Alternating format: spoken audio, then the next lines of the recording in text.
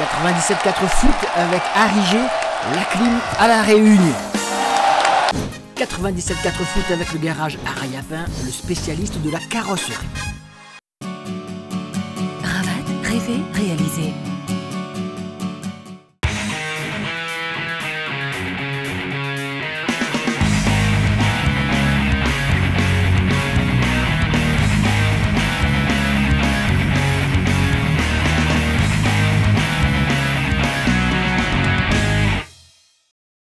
Bonsoir et bienvenue dans 974 Foot, nouvelle émission où on va parler évidemment du dernier week-end de football à la Réunion. Laurent Le Toulec n'est pas là ce soir, mais on ne perd pas tellement change, vous voyez, puisqu'on reçoit Michael Payette. Michael, bonsoir. Bonsoir. Michael qui est journaliste sportif, évidemment, Journal de Lille, avec qui on va parler tout à l'heure de plusieurs choses, notamment des Créopolitains. Mais tout d'abord, on va parler de cette qualification, Michael, des quarts de finale de la Coupe de la Réunion, du leader du championnat actuellement, la Saint-Pierroise. Logique qualification, même si ça n'a pas été simple, une Saint-Pierroise qui joue sur tous les tableaux cette année, plus que jamais en tout cas. Oui, une Saint-Pierroise qui est bien dans ses baskets, qui enchaîne, qui est sur la dynamique de son début de saison, enchaîne les victoires. Bon, c'est vrai que son adversaire n'était pas le premier venu. C'est vrai, l'AF Saint-Louis, oui. L'AF Saint-Louis n'était pas le premier venu, donc il a fallu du temps pour que la machine se mette en route. Puis on a vu avec l'apport de Joey Damour qui est arrivé, déjà passeur décisif pour son premier match, Jean-Michel Fontaine au stade Kléber-Picard. Très bon Jean-Michel Fontaine hier, très bon. Il était dans son jardin du stade Kléber-Picard, donc Jean-Michel a fait la différence. Et puis la Saint-Pierroise continue son bonhomme de chemin et c'est sûr qu'il sera difficile de l'arrêter de sitôt. Une qualification donc méritée, 2-0 sur le stade de Kléber-Picard où je vous emmène pour les meilleurs moments de cette rencontre. Il y avait un fort vent qui a beaucoup gêné l'ensemble des joueurs. Il y avait là donc pas de soucis particuliers ni de préférence. Allez, qualification de la Saint-Pierroise, quart de finale de la Coupe de France régionale. On y va, les meilleurs moments. Jimmy, avec les honneurs on dira quand même, non ? Oui, on l'avait dit juste avant le match, de faire ce qu'il fallait faire et puis ne pas avoir de regrets. S'appuyer justement sur ce match-là pour continuer sur une bonne dynamique en championnat, qui est notre principal objectif. Donc, voilà. Jimmy Bad, ancien joueur de haut niveau local, qui avait également connu un championnat international, est en partie joué du côté de Singapour il y a quelques années. Aujourd'hui, donc, l'entraîneur de la Saint-Louis savait que la marche était très haute. C'était un véritable défi que d'aller battre cette équipe de la Saint-Pierroise sur ce stade Kléber-Picard où le public était venu en grand nombre. La Saint-Pierroise, le leader, avec son nouveau joueur pour son premier match, en tout cas Joey Damour, transfuge de la Sainte-Marienne. Eh bien, ce sont les joueurs de la Saint-Louis, précisément, qui donnent et qui sonnent la première charge, qui donnent quelques frissons aux supporters des Cigognes. Jimmy Bad donne les bonnes directives, mais c'est quand même la Saint-Pierroise qui va montrer qu'elle est le grand frère, celui qui commande. Et donc, à la 31e minute, Joey Damour sur le côté gauche, dribble parfait, passement de jambes, centre pour la tête de Jean-Michel Fontaine et ça fait 1-0. Le centre, il est bon, le coup de tête également. On revoit au ralenti cette belle action des Saint-Pierrois, point nommé, tête plongeante et ça fait donc un but rassurant pour les Saint-Pierrois qui à ce moment-là, à cause d'un fort vent qui les empêchait à eux, mais également à leurs adversaires de pratiquer, on dira, du beau jeu. C'était vite des ballons perdus. Et puis, cette belle action saint-louisienne, donc la frappe passe juste à côté des buts. En fin de rencontre, 87e minute, la Saint-Pierroise marque son deuxième but pour se rassurer définitivement. Jean-Michel Fontaine pour Farid Azem qui était au départ de l'action, tête plongeante là aussi 2-0. C'est bon, la Saint-Pierroise se qualifie. Alexandre, l'essentiel était de gagner à cause du contexte, avec surtout beaucoup de vent qui a gêné tous les joueurs. C'est vrai qu'on ne s'attendait pas à ce temps-là, mais l'objectif c'était de passer. 2-0, c'est bon, on prend. On n'a pas que ça a été facile quand même. Il y avait une bonne équipe de Saint-Louis en face. Ils étaient bien en bloc. Après, on a réussi à marquer rapidement et mettre le deuxième but pour soulager l'équipe. Saint-Pierroise va bien en ce moment? On peut dire oui. Les résultats, ça va pour l'instant, donc j'espère que ça va durer. Ce but de l'AF Saint-Louis dans les ultimes secondes sera finalement refusé pour un hors-jeu. Le championnat, ça veut dire quoi? Vous savez, notre notre objectif se dessine au fur et à mesure. Hein. On ne se projette pas comme ça début de saison pour dire qu'on veut, en fonction de ce qu'on est capable de faire au fil des rencontres. Donc d'abord se rassurer, grappiller des points pour le maintien, et puis pourquoi pas se rapprocher du groupe de tête. Quoi. Donc, voilà. Voilà, la Saint-Pierroise qualifiée, on verra donc les autres qualifiés tout à l'heure, puisqu'on a eu donc la possibilité d'être sur les 4 quarts de finale de cette Coupe de France régionale. Mais tout d'abord, Mickaël, je voulais m'entretenir avec vous sur un sujet qui va prendre de plus en plus d'importance, et c'est les élections. Les élections à la Ligue réunionnaise de football, dont la date est aujourd'hui fixée le 18 décembre. On sait évidemment que Noël Vidotte va se présenter. On parle de Yves Etev qui va se représenter, c'est pratiquement confirmé quand même ça. Hein. Oui, Yves Etev sera de la partie, il me l'a confirmé. Bon, c'est sûr qu'on pensait qu'Yves Etev, un moment après avoir été destitué de son poste de président, allait passer à autre chose. Mais bon, sollicité par les clubs, par ses amis, mais il reviendra et il sera là le 18 décembre à la Nordev pour postuler un nouveau mandat après 32 années de présidence, rappelons-le. C'est vrai, c'est un langage politique, hein, parce que ne faites pas d'illusions, vous l'avez sûrement compris, c'est de la politique. Et puis il y a un troisième candidat, Yves Dupuis, qu'on connaît évidemment nous un peu, mais ceux qui ne connaissent pas, qui ne naviguent pas dans ce milieu du football, le connaissent un peu moins. Yves Dupuis, en quelques mots, Mickaël. Yves Dupuis, c'est un technicien à la base, qui a commencé la Ligue il y a très longtemps. Il était même sélectionneur de La Réunion, de l'équipe A. Ensuite, il est parti en métropole. Il était au Havre, c'est ça, directeur du centre de formation du Havre. Il est revenu à un moment pour prendre en charge le tout nouveau pôle espoir que la Ligue a créé au début des années 2000. À la Plaine des Cafres. À la Plaine des Cafres. Donc il était le directeur pendant plusieurs années. Sa mission s'est terminée. Il a toujours gravité dans le milieu parce qu'il aime ça, c'est un passionné avant tout. Et aujourd'hui, il a décidé de se lancer dans ce domaine-là, un domaine qui n'est pas vraiment le sien, parce que, comme je vous dis, il adore le terrain, il aime le terrain, un technicien, mais il a prouvé aussi ses capacités de gestion au Havre, au Pôle Espoir. Donc, une troisième équipe, on verra bien. En tout cas, un sujet qui va passionner sûrement le microcosme du football local au cours de ces prochaines semaines. On revient sur le terrain, nous, avec la qualification de l'Excelsior, autre grosse équipe de ces quarts de finale de la Coupe de France régionale. Qualification là aussi logique face à un adversaire hiérarchiquement inférieur. Ça se passe au stade Théophile Ouarot à Saint-Louis. Qualification des Tangos. On y va, les meilleurs moments.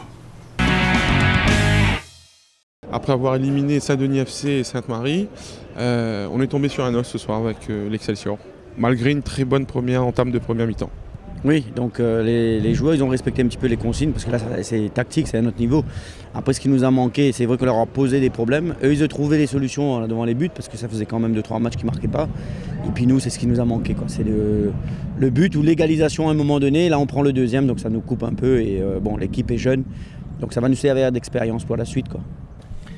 Servir d'expérience et retenir les bonnes choses, comme cette première action, justement, cette frappe instantanée qui oblige le gardien de l'équipe de l'Excelsior, Bottard, vous l'avez reconnu, donc qui est titulaire pour cette épreuve de coupe, à s'interposer.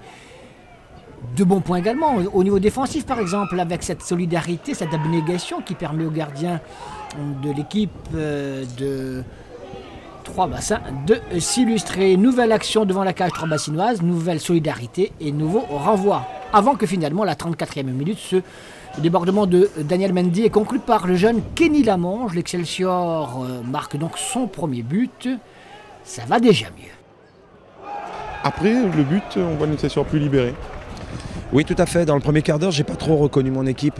On a apparu fébrile, chose inhabituelle. D'habitude au championnat, on joue. Et là, les premiers ballons touchés, c'est vrai, on n'a pas été en confiance. On a perdu 1 ou 2 ballons faciles. Et je sais pas, ça a rendu l'équipe un peu fébrile. Et on a eu effectivement un premier quart d'heure très difficile au niveau de la conservation du ballon. Il a fallu attendre la 77e minute pour voir l'Excelsior marquer son deuxième but. Débordement de Piti, centre de sur la tête de El Madagri, 2-0. On est déjà bien plus rassuré à un quart d'heure de la fin. Je suis content parce que les joueurs qui ont débuté ont été bien et surtout ceux qui sont rentrés, ils sont bien rentrés comme il le fallait, comme j'ai demandé. Donc voilà, je suis content pour l'ensemble des joueurs. Presque anecdotique ce troisième but de l'équipe de l'Excelsior à la 87e minute. Roberto Elcaman pour Bill Tidjani. 3-0, c'est net, ça ne se discute pas. Trambassin retiendra les bonnes leçons de cette belle opposition. Ça va vous servir justement pour la suite du championnat par exemple? Oui, il faudrait que les joueurs ils gardent ce niveau-là. Après, le championnat, c'est la régularité. Donc là, on fait des bons matchs, on fait des mauvais matchs. On perd pas mal de points de chez nous. Donc à un moment donné, il faudra qu'on fasse le point. Là, mon souci à moi, c'est de récupérer nos joueurs, tous les blessés, et après finir la saison, quoi. Saint-Pierroise qualifié, le leader du championnat, le deuxième, son dauphin en championnat, l'Excelsior qualifié, vous l'avez vu. Deux équipes qui vont se retrouver donc en demi-finale avec, à nouveau, Mickaël, vous me le confirmez, un tirage à nouveau intégral. Ça veut dire qu'on prend les 4 équipes qualifiées, on met dans un même chapeau et on tire au sort, c'est ça? Oui, c'est ça, dans un même chapeau, on tire au sort. Ça a été ainsi depuis le début de la compétition. C'était le souhait de Noël Vidal, le nouveau président, de donner un petit peu la chance à tous les clubs, qu'ils soient tous sur le même piédestal. Donc ça sera le cas, et en espérant que... Faut-il redouter justement Saint-Pierroise et Excelsior en demi-finale? Bon, ce serait dommage de dire ça pour les autres clubs qui sont en lice, comme Sainte-Suzanne ou l'ASC Grandbois, mais c'est sûr que pour le spectacle, tous les amoureux entre guillemets du ballon rond, ils aimeraient bien avoir une affiche Saint-Pierroise et Excelsior en finale. Mais attention, les deux équipes, que ce soit l'ASC Grandbois et Sainte-Suzanne, ne sont plus qu'à une marche de la 7e tour de Coupe de France, puisqu'il ne faut pas l'oublier, les deux finalistes joueront le 7e tour de la Coupe de France encore cette année. Donc il y aura vraiment de beaux duels, quoi qu'il arrive. Alors justement, Grandbois, qui est désormais le petit poussé de ce dernier carré, qui s'est qualifié logiquement là aussi face à l'équipe de Vincent d'O qui joue en deuxième division départementale. On y était, vous voyez les meilleurs moments de cette qualification de l'équipe de Grandbois, le leader de la deuxième division régionale. Facile, non, je pense pas que c'était un match facile, on savait que ça allait être très très dur. Et puis voilà, bon, on s'est battu et puis on était bien en place, on a attendu le bon coup. Et voilà, on savait que ça allait être difficile et qu'à un moment donné, ils ont monté le rythme, quoi. C'était difficile pour nous, je pense. Coach, la marche était trop haute ou pas? Non, mais c'est simplement des erreurs individuelles qu'on a fait et ça paye cash par rapport à ça. Qu'est-ce que vous aviez dit à vos joueurs avant ce match? Ben, on est là pour représenter le club, le quartier. C'est à nous de faire le maximum pour arriver plus loin. C'est tout. Sur le papier, évidemment, il y avait une différence entre les deux équipes qui se présentaient sur cette pelouse du stade de la Petite-Île, stade régional, avec un premier but inscrit par l'équipe de Grandbois, mais un but refusé pour une position de hors-jeu, et c'est le juge assistant qui avait levé son drapeau. Mais ce n'est que partie remise, puisque à la 25e minute, nouvelle attaque, nouveau coup franc pour l'équipe de Grandbois, repoussé au milieu d'un paquet de joueurs par la défense adverse, et c'est finalement Emeric Salama qui ouvre le score et permet à son équipe de se rassurer, parce que jusque-là, le jeu était plus ou moins, on dira, équilibré, mais Grandbois était comme sûr de son football. Elle savait qu'à un moment, elle aurait pu entreprendre des actions intéressantes comme celle-ci par exemple, où il faut la sortie kamikaze, mais courageuse, du gardien de Vincent d'O pour empêcher le deuxième but. Et là c'est le poteau qui sauve sur cette même action, donc le gardien de Vincent d'O. Décidément, l'équipe de Grandbois mène largement au point. Et dommage d'ailleurs pour cette équipe de Vincent d'O, avec cette contestation de Payet, l'avant-centre de Vincent d'O. Il était déjà un peu nerveux quelques minutes plus tôt, expulsé, donc il va laisser ses partenaires terminer la rencontre seul, en tout cas sans lui. 10 contre 11, les choses semblent très difficiles. Et pourtant, sur cette main de la défense d'un joueur de Grandbois, ce coup franc combiné permet à l'équipe de Vincent d'O d'égaliser à la 57e minute. Donc c'était prometteur, un but partout à ce moment-là. C'est Nicolas Bonpapa qui marque ce but, organisateur. De continuer, c'est tout. On l'avait déjà au début, le truc allait, on savait que 1-0 à 10 c'était difficile pour eux, mais ils avaient envie. Vincent d'O accusait quand même le coup un peu plus nettement en seconde mi-temps, là, au cours de ces 30 dernières minutes, en concédant plusieurs occasions intéressantes pour l'équipe de Grandbois d'aggraver le score, comme encore ici, ballon sauvé sur la ligne par la défense de Vincendo, avant que finalement, à la 67e minute, Jean Waro inscrive le deuxième but de cette équipe de Grandbois. Au deuxième poteau, bien servi, il trempe le gardien. Là, nous sommes 8e. On essaie de faire le maximum d'arriver au plus haut. 3e ou bien 4e. Concurrence et l'Excelsior ce jour ou pas? Hein? Pas concurrence et l'Excelsior ce jour? Non. Ça reste un club, non, c'est pas le but. Non, c'est un petit club, nous. Nous fait avec les joueurs qu'on a, nous joue avec le cœur, nous joue pour le plaisir, nous joue pour le quartier, nous joue pour le club. Ça. Content de tes garçons ce soir? Ah oui, très content, mais fier. Pas content, mais fier de maintenant. Très content, mais fier de maintenant. Et après, il reste encore les autres coupes et il va faire le maximum aussi comme on a fait en Coupe de France. Grandbois aggrave le score à 5 minutes de la fin grâce à cette reprise d'Emeric Salama qui marque son deuxième but personnel. 3 buts à 1 pour Grandbois qui se qualifie logiquement. Coup de chapeau au courage des banlieusards de Saint-Joseph, l'équipe de Vincent. Oui, c'est une grande première pour tout le monde. C'est une grande première, c'est super pour un club de quartier comme Grandbois qui a montré énormément d'envie et jusqu'à maintenant, si on est là, c'est pas par hasard, quoi. Le plus dur. Le plus dur reste à venir. Le plus dur reste à venir parce qu'on sait très bien comment ça se passe. Il faut être capable de rester en haut de l'affiche. Voilà. Vous avez montré que vous êtes capable de jouer contre les plus gros ici, même si ce n'était pas le cas ce soir. Non, ce soir, on a joué contre une équipe qui était très bonne. Hein. C'est des joueurs qui ont été la plupart formés à l'Excelsior.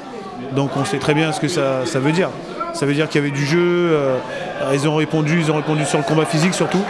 Et c'est toujours plus difficile de jouer contre une équipe qui est en dessous au niveau de la division. Donc la difficulté, voilà, on s'y attendait de toute manière.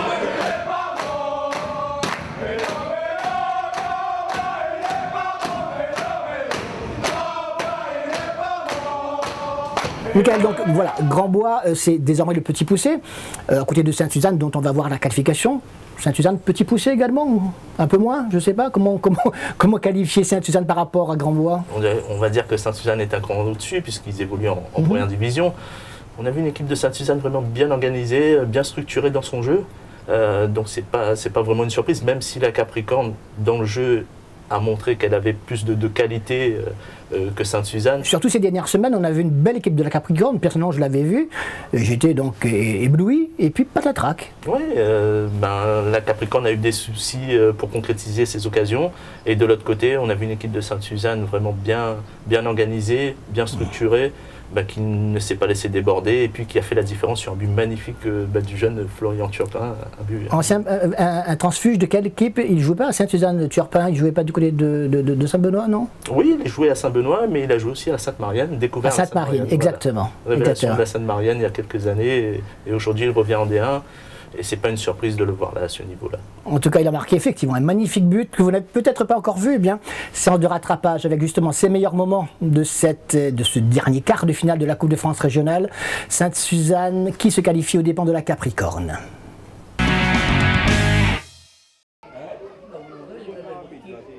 Oui, on a fait un temps de match intéressant dans la mesure où on a eu le monopole du ballon. Dans la conservation du ballon, on a vu des choses intéressantes, très intéressantes même. Donc du jeu à 2, 3 défensivement, mais juste après les 15 premières minutes, on a manqué énormément de maturité dans cette conservation du ballon. Et on a commencé à avoir beaucoup de déchets techniques, beaucoup de pertes de balles en phase défensive. Donc à ce niveau-là, ça ne pardonne pas. Quand on analyse le but qu'on prend, même chose, c'est une relance directement à l'adversaire. Donc à partir de là, on se met forcément en difficulté. La Capricorne avec le maillot jaune avait tout à perdre dans cette rencontre, c'est vrai, face à un adversaire sur le papier réputé légèrement inférieur. Ils auraient dû d'ailleurs se méfier, les joueurs de la Ravine et des Cabris, lorsque la première action est l'œuvre justement des Sainte-Suzannois ici. Et cette balle qui passe juste à côté et début de l'équipe de la Ravine des Cabris qui va bien se réagir, cette équipe de la Ravine des Cabris, avec ce coup franc qui va semer un peu la panique au sein de la défense de Sainte-Suzanne. Mais pour l'instant, 0-0, la Capricorne qui semble tenir le match tout simplement, avec cette nouvelle occasion, cette belle détente du gardien de Sainte-Suzanne, mais 0-0 pour l'instant. Et on voit le but de Turpin en fait qui, comme une délivrance, arrive peut-être au bon moment dans ce match. Et surtout après le but, parce qu'il fallait les booster, parce qu'on était à 10, recadrer les gars, et il fallait faire le bon remplacement avec Sully Cerveau qui est rentré, qui nous a apporté du bien en gardant le ballon, et pour pouvoir conserver ce résultat. Et ce but de Florent Turpin, 50e minute, suffira au bonheur de l'équipe de Sainte-Suzanne. Un but à 0 en coupe, vous le savez, il faut marquer un but de plus que l'adversaire. Les Sainte-Suzannois l'ont fait. Une belle réalisation de Turpin. À partir du moment où on a pris le but, on a commencé à déjouer, donc forcément, et on a été mis en difficulté. Après, pour passer à quart de finale, il faut cette envie que l'adversaire avait plus envie que nous. Sainte-Suzanne qui aurait d'ailleurs pu aggraver le score sur cette action très confuse et sauvée sur la ligne par les défenseurs de la Capricorne. Autre fait de match, 2 expulsions au cours du dernier quart d'heure, un de chaque côté. Ici Abdallah pour l'équipe de Sainte-Suzanne avec un 2e carton jaune et puis quelques minutes plus tard c'est son adversaire pour pareil sanctionné donc d'un 2e carton jaune et donc d'un carton rouge. Nous ne terminerons pas la rencontre. Qualification donc de Sainte-Suzanne, 1 but à 0. Bon, il y a eu un petit peu de tension aussi dans le match où quand on voit un rouge de chaque côté. Donc c'était un match je dirais de guerrier, de combat d'hommes et voilà. Voilà donc les 4 qualifiés pour ces demi-finales de la Coupe de France régionale Saint-Pierroise, Excelsior, Grandbois et Sainte-Suzanne. Michael, tirage au sort de ces demi-finales cette semaine, je crois que c'est mercredi soir, c'est-à-dire demain soir, c'est ça? Oui, demain soir à la Ligue, donc tous les 4 clubs qui sont en lice attendent ça avec impatience. Et nous aussi, parce qu'on a hâte de savoir un petit peu ces affiches des demi-finales. Une finale avant la lettre, comme on dit, on verra, mais n'anticipons pas. Un petit mot sur les 32e de finale de la Coupe de la Réunion qui se sont aussi disputées ce week-end, tout au moins certains matchs. Alors, 2 affiches entre guillemets. D'abord, la Jeanne d'Arc est passée juste à côté d'une élimination. Ça s'est passé à Saint-Benoît, vous y étiez, contre l'ASM Bras-Fusil, qui est né sur les cendres de feu, USB, Bras-Fusil, un petit peu tout ça. Et 2-0, ils menaient, les joueurs de Saint-Benoît. 2-0, donc on a vu une équipe de Bras-Fusil qui était à l'image de l'ancienne ARC Bras-Fusil, donc 9 joueurs de Bras-Fusil qui ont joué en D1 et qui étaient dans le 11 de départ. Donc c'était vraiment pas une surprise de voir cette équipe de Bras-Fusil malmener la Jeanne, mais de là à mener 2-0 au bout d'une heure de jeu, on s'est dit qu'il allait avoir un exploit sur ce terrain-là. Et puis il y a eu un petit manque de concentration de la part d'un joueur expérimenté, un penalty qui a tout relancé, qui a relancé les Mauves, et les Mauves qui ont fait la différence en 10 minutes par la suite et qui se sont qualifiés. Non sans mal. 3 buts à 2, donc qualification de la Jeanne. Qualification également de la Sainte-Marienne, 3 buts à 2, mais dans les prolongations. Et là, tirage au sort intégral oblige. 2 équipes de première division, régionale, donc Saint-Pauloise, Sainte-Marienne. Saint-Paul à la trappe. Oui, Saint-Paul à la trappe. Bon, on s'y attendait un peu, de par les derniers résultats de la Saint-Pauloise, qui a des difficultés en championnat depuis la reprise. Mais là, c'est vrai qu'avec le retour de Jérémy Basquez, mais aussi Jérémy Fétissois dans l'entrejeu, donc on a vu une équipe de Saint-Paul vraiment mieux dans son jeu, qui a malmené cette équipe de la Sainte-Marienne. Bon, Sainte-Marie s'en est remis encore une fois à ses attaquants malgaches, Ivan qui met un doublé, Fabrice qui marque. Il se réveille, Ivan. Hein, oui, Ivan qui se réveille, Fabrice qui marque un but. Donc c'est pas illogique de voir la Sainte-Marienne qualifiée. Je pense que du côté de Sainte-Marie, on pousse un gros ouf de soulagement aussi. Je crois aussi. Michael, on va enchaîner avec votre rubrique, les Cléopolitains. Pour ceux qui étaient avec nous il y a 15 jours, la formule elle est relativement simple. On fait un choix, c'est Michael qui fait le choix du top 5, les 5 meilleurs Cléopolitains, donc les footballeurs de la Réunion qui évoluent dans l'Hexagone ou à l'extérieur au niveau international. Alors le top 5 cette semaine, Michael, on dit cette semaine, sur ces 15 derniers jours, dirons-nous, c'est qui? Julien Bègue. Ah, pourquoi Julien Bègue? Julien Bègue parce que ce week-end, il est rentré en cours de jeu avec son équipe de Bourg-en-Bresse où il a été transféré définitivement en début d'année. Et puis Julien a fait la différence puisque d'une merveille de balle piquée, comme on dit, il a permis à son attaquant de doubler la mise et d'offrir la première victoire en Bourg-en-Bresse dans ce championnat. Bourg-en-Bresse, c'est en national, c'est en CFA? En Ligue 2. En Ligue 2, tout simplement. Vous voyez, il y a des connaisseurs. Et puis alors, le top 4 cette semaine, c'est Thomas Fontaine. Oui, Thomas Fontaine, un Saint-Pierrois de 25 ans, qui est parti très jeune à l'Olympique Lyonnais et qui évolue aujourd'hui à Clermont Foot. Thomas Fontaine, tout le monde le sait, c'est celui qui en 2015 a disputé la finale de la Coupe de France avec la JOC, on s'en souvient, une défaite 1-0 contre le PSG. Aujourd'hui, Thomas, il revit un peu à Clermont, puisqu'il a été opéré des croisés fin 2015. Là, il revient à la compétition, il enchaîne les titularisations. Clermont va très bien, Clermont enchaîne les bonnes prestations. Ils sont 5e ou 6e en championnat. Donc, un petit coup de cœur pour Thomas Fontaine parce qu'il a galéré ces derniers mois et aujourd'hui, il est vraiment bien. Le Le top 3, c'est Wilfried Mouimbe. Wilfried Mouimbe, donc un jeune joueur d'origine réunionnaise, formé au Girondins de Bordeaux, passé par Tours, Brest et aujourd'hui l'OFC Nantes, enfin depuis la saison dernière. Donc il a eu du mal en ce début de saison, puisque Nantes a recruté un latéral sud-américain pour justement postuler au poste. Donc Wilfried a passé la majorité de son temps sur le banc, et là ce week-end il fait son entrée, une première titularisation, et Nantes stoppe l'hémorragie, Nantes qui arrête sa série de défaites à Nancy, face à Nancy. Donc un petit bon point pour l'ami Mouimbe. Alors, on va pour le top 2 à nouveau du côté de l'Asie, en Thaïlande, c'est ça? Où joue Florent Sinamapongol, le top 2 de la semaine. Pourquoi donc? Oui, Florent Sinamapongol qui était déjà dans notre top 5 il y a 15 jours. Ouais. Donc Florent, pourquoi? Parce que Florent, depuis qu'il est en Thaïlande, il revit, il n'arrête pas de marquer. C'est déjà monsieur 13 buts en 10 matchs. Donc là encore ce week-end, son équipe était menée 2-0. C'est lui qui marque, il prend ses responsabilités, il marque le penalty juste avant la pause. Et son équipe revient vraiment gonflée après la mi-temps. Son équipe s'impose 4-2 et elle est en passe aujourd'hui de se sortir d'affaire, puisqu'il reste encore quelques journées. Mais là, ils sont juste juste derrière le premier relégable, donc ils devraient s'en sortir avec leur super sub réunionnais. De la Thaïlande à la Grande-Bretagne, à l'Angleterre, il n'y a qu'un grand pas qu'on va faire tout de suite, évidemment, très aisément. On va vous parler du numéro 1, le top 1, Francis Coquelin. Oui, Francis Coquelin. Arsenal. Arsenal, oui. Il est passé formé à Laval, à la base, puis il est parti en Angleterre. On l'a découvert en Ligue 1 il y a quelques années déjà. Il était prêté à Lorient par Arsenal. Et là, depuis 2 saisons, il explose littéralement au sein de cette équipe londonienne. Bon, Arsène Wenger en a fait l'un de ses piliers au milieu de terrain. Francis Coquelin, donc titulaire contre le PSG. Beaucoup l'ont vu durant la semaine. Un beau match nul pour Arsenal sur la pelouse du Paris Saint-Germain en Ligue des Champions. Et puis Francis Coquelin qui a enchaîné en championnat, une nouvelle titularisation, une nouvelle victoire, et Arsenal qui se place déjà dans le trio de tête.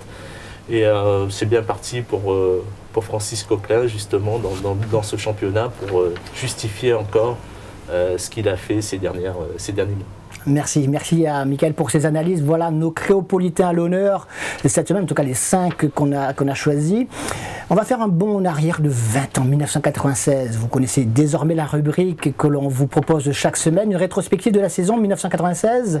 Un championnat très animé avec beaucoup de joueurs extérieurs, quelques ex-pros également. On en est au 5e épisode et c'est justement l'actuel président de la Saint-Pierroise, Lucé Arayapin, qui nous dit un petit mot sur ce dont il se souvient. Il était à l'époque président de la Saint-Louisienne. Donc la rétro 1996, 5e épisode, c'est tout de suite.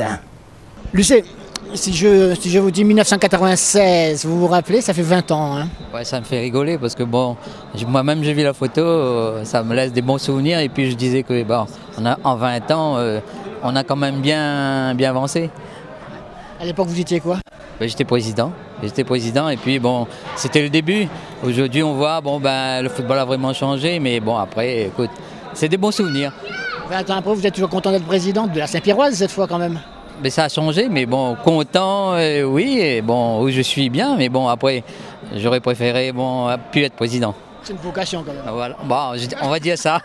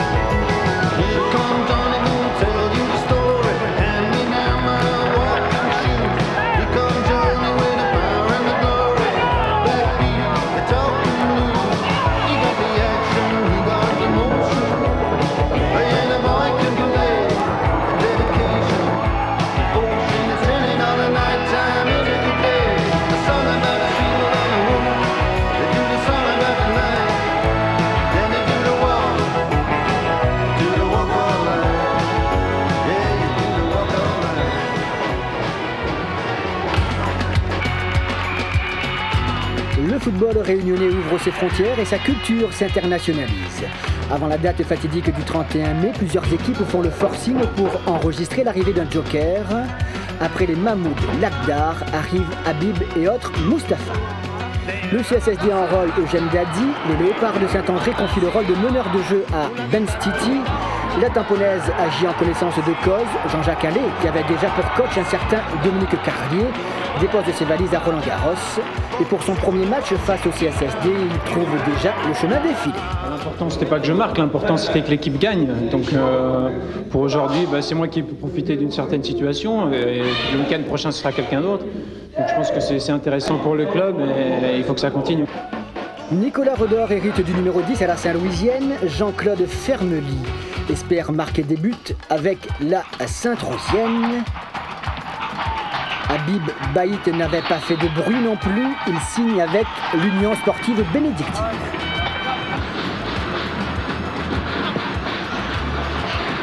J'étais au centre de formation Amiens, en deuxième division avec Chetel. Après, je suis parti à Ville en deuxième division, je suis parti à Quimper. J'ai fini à Rodez et l'année dernière, j'étais à Trélissac en National 1. Enfin, la Jeanne d'Arc met fin au feuilleton El Adaoui, qui est bel et bien le joker portois. Impression sur son nouveau club.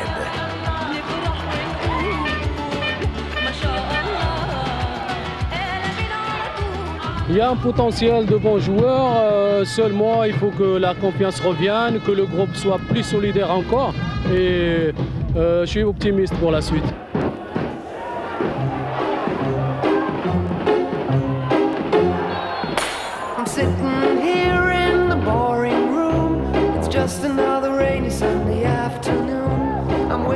Septième journée du championnat donc, et on retrouve sur la pelouse plusieurs de ces nouvelles attractions du football réunionnais. À la Tamponaise qui reçoit le CSSD, c'est Jean-Francis Samba qui ouvre le score. Il est imité à la 84e par Jean-Jacques Allais, déjà tout heureux de bénéficier d'un tel cadeau pour le 2 buts à 0. Noël Vidotte réduit bien le score peu après, mais la Tamponaise décale son adversaire du jour de 5 points. Devant, la Saint-Louisienne exulte en gagnant contre l'Excelsior 2-1, alors que la Saint-Pierroise confirme à la possession son regain de forme. Pour une faute sur Bernard Lacollet, Bernard Gonville inscrit l'unique but du match sur penalty dès la 2e minute. Le Chaudron réussit un véritable festival devant la Saint-Pauloise, 4 buts en 9 minutes, du jamais vu dans cette catégorie. Mossa à la 31e donne le signal, imité par Thierry Larby qui réussit le doublé en inscrivant à la 37e minute le 3e but. Rézan porte le score à la pause à 4 buts à 0. La deuxième mi-temps est plus favorable à la Saint-Pauloise qui réduit le score par 2 fois.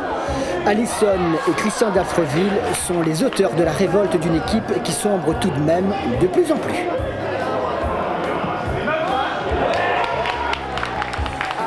Mustapha El Adaoui est à Brapanon face à la Sainte-Rosienne qui enregistre aussi l'entrée de Jean-Claude Fermely.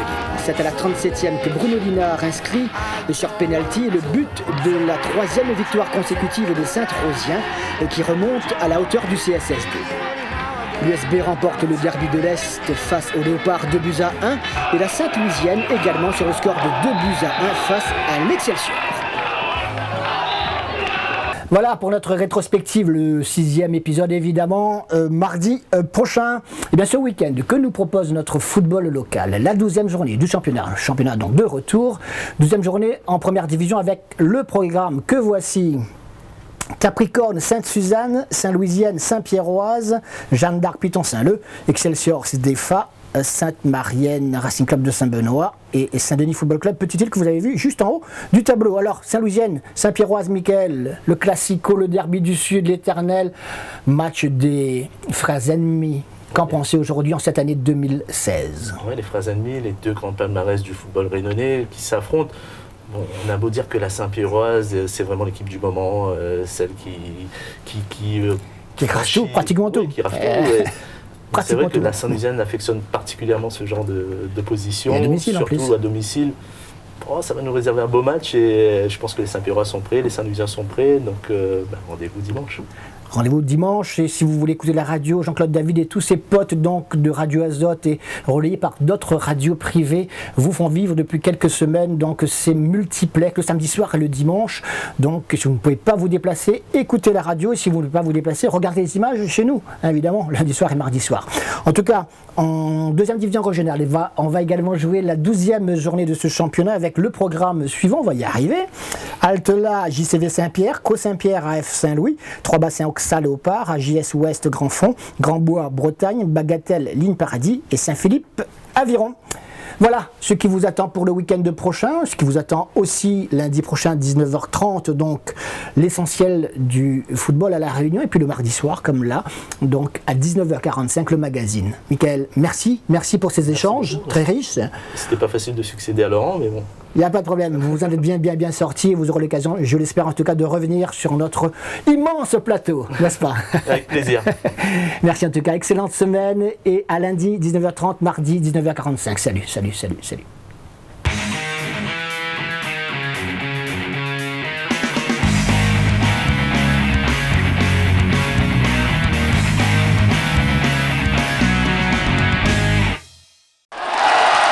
97.4 foot avec Arrigé, la clim à La Réunion. 97.4 foot avec le garage Arayapin, le spécialiste de la carrosserie. Ravat, rêver, réaliser.